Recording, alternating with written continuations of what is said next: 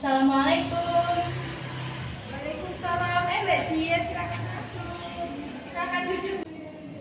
Gimana Mbak Dia? Apakah tujuannya sudah nyaman? Sudah, Bu. Alhamdulillah. Gimana Mbak kabarnya? Alhamdulillah baik, Bu. Dengar Mbak Dia ini yang kemarin ikut lomba basket itu ya? Iya, Bu, saya kemarin ikut tanding basket.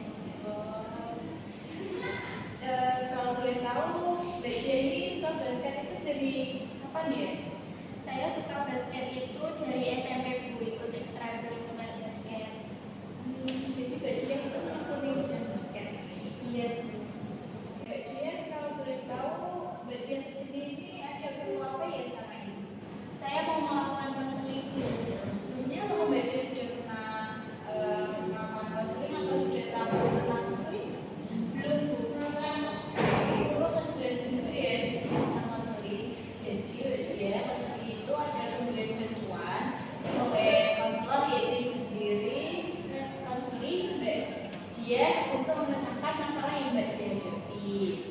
Di dalam konseling ini ada 3 asas Mbak Dia. Yang pertama itu keterbukaan. Jadi Mbak Dia di sini bebas mau terbuka sama ibu cerita tentang apa saja boleh, jangan sungkan ya. Yang kedua asas kerahasiaan. Jadi Mbak Dia di sini jangan takut kalau ceritanya Mbak Dia akan disebarluaskan ke ibu karena konseling ini sudah ada asas kerahasiaan. Yang ketiga asas kesukarelaan. Mbak Dia di sini tidak ada paksaan oleh siapapun kan? Enggak, Bu. Baik. Kemudian di sini diberi waktu 30 menit ya karena mau ada acara di setengah 11. Iya, Bu. Apa yang ingin Mbak Dia ceritakan pagi?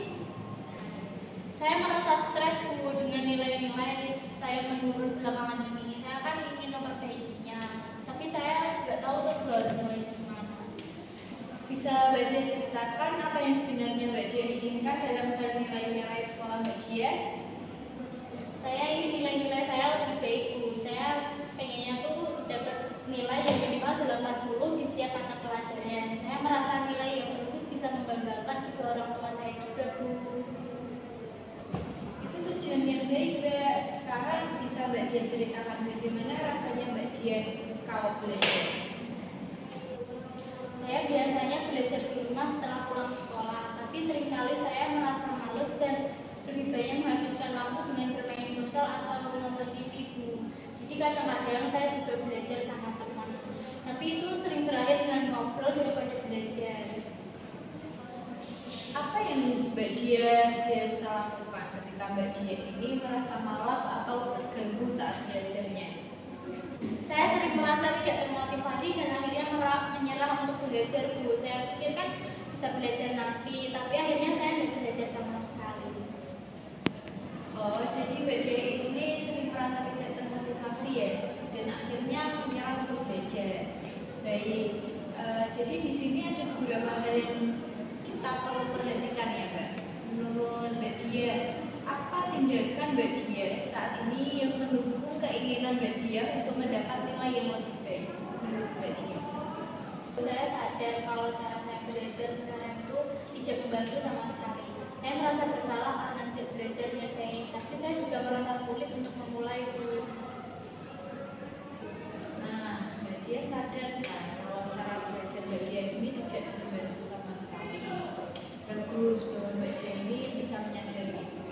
Apa yang bisa Mbak Dia lakukan secara berbeda untuk mengurangi distraksi dan meningkatkan waktu belajar Mbak Dia?